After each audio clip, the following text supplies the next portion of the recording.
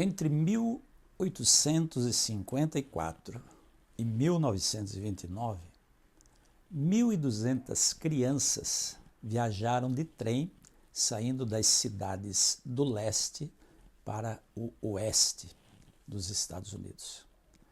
Eram crianças órfãs, filhos de pais que morreram em epidemias, mas também eram crianças, filhos de imigrantes que estavam passando por sérios apertos financeiros. Essas crianças viajaram de trem em busca de um lar. Elas precisavam de um lar. Elas foram colocadas em vagões, em grupos de 30 e 40 crianças, e em cada estação, em cada cidade, elas desciam dos vagões, ficavam alinhadas, feito gado para o leilão, e os moradores vinham, avaliavam, olhavam a aparência, olhavam até os dentes.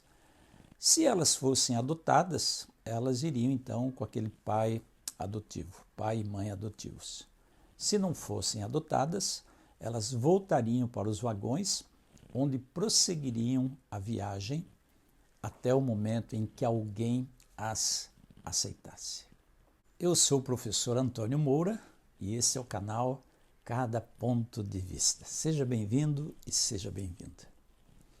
Aquele trem ao qual eu me referi foi conhecido como o Trem dos Órfãos. Li Nailing, um menino de 8 anos, mais tarde ele recordou a sua experiência com aquele trem. Ele viveu até os 8 anos, praticamente, num orfanato.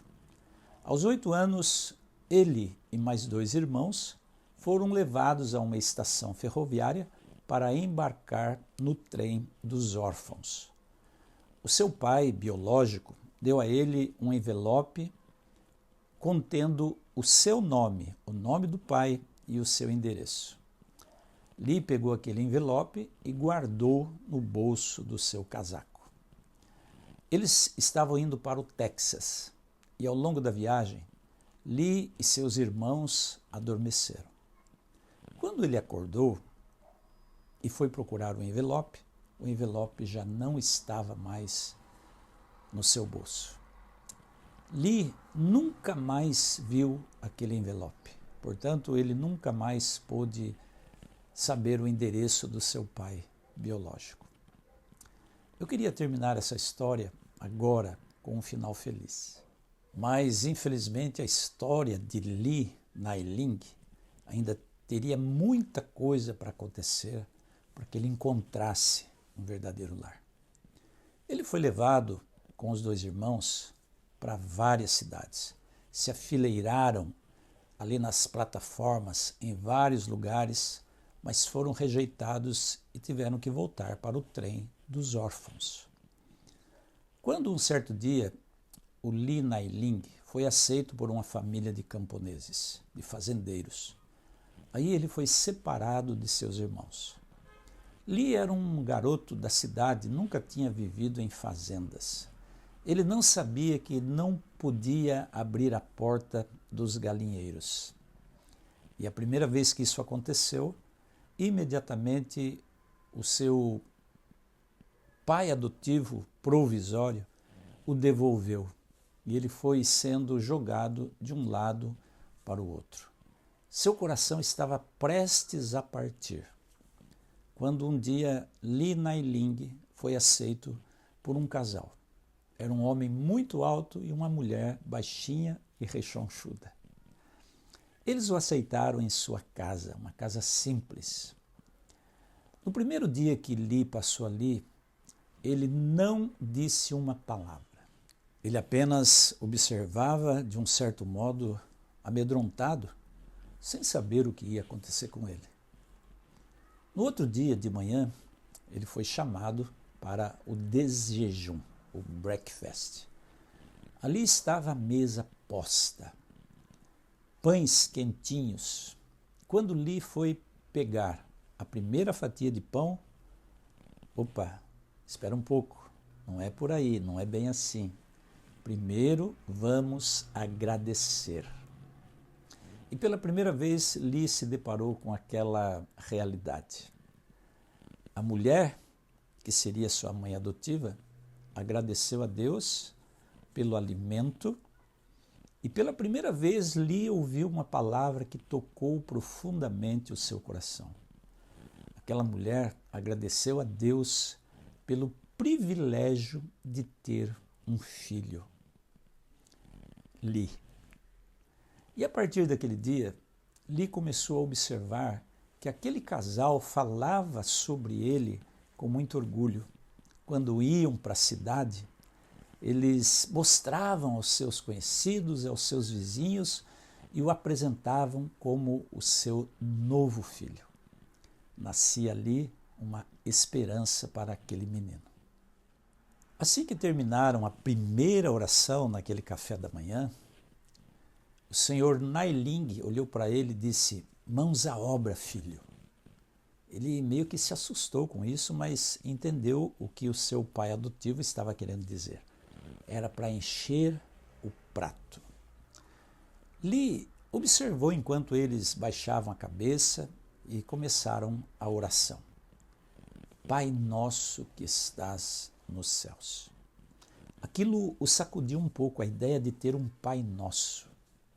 Ele sentiu ali pela primeira vez o ambiente, o clima de um verdadeiro lar, coisa que até ali ele nunca tinha tido. Ele ficou comovido quando ouviu as primeiras apresentações dos seus pais adotivos se referindo a ele como nosso filho. Li ficou profundamente tocado, sacudido, emocionado, e aos poucos ele foi se ambientando naquela nova família, aquela família que o recebeu como filho adotivo, mas que o tratou como um filho biológico.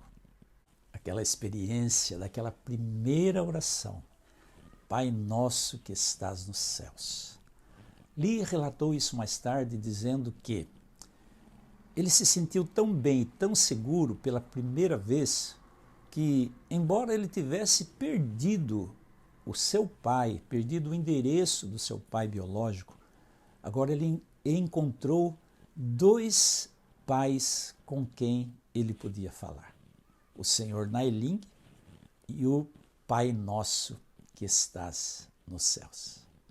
Li estava começando a viver a sua vida. Meu querido, minha querida, Deus é o Pai Nosso que estás nos céus. Deus adotou você e a mim como seus filhos. Nós andávamos desgarrados como ovelha, como diz o profeta Isaías. Nós escolhemos andar nos nossos próprios caminhos, mas Deus nos trouxe de volta ao lar. Ele nos trouxe de volta à casa paterna. Ele se tornou nosso pai, não adotivo, mas o nosso pai biológico, porque foi ele que criou você, foi ele que criou a mim. Portanto, nós podemos descansar nessa realidade. É a graça de Deus que nos faz sentir como seus verdadeiros filhos. Não importa o que você fez, o que você faz, quais são os seus pensamentos, quantas vezes você já foi rejeitado, quantas vezes você já procurou um lar de verdade e não encontrou, quantas vezes, quem sabe, você até procurou construir um lar de verdade e talvez não tenha conseguido. Deus oferece a você a graça, e é pela graça de Deus que eu e você podemos ser chamados de filhos e filhas de Deus. Sabe, fazer de Deus o nosso Pai comum, ajuda a derrubar as barreiras que possam haver entre nós. Nos tornamos parte de uma mesma família, uma família comum, uma família que ama, uma família que perdoa, uma família que se reconcilia, uma família que dialoga, uma família que se abraça, uma família que cuida uns dos outros. Ter Deus como Pai nos dá essa capacidade de amar como verdadeiros irmãos, porque somos filhos de um mesmo Pai, o Pai nosso que estás nos céus, o nosso Pai celestial.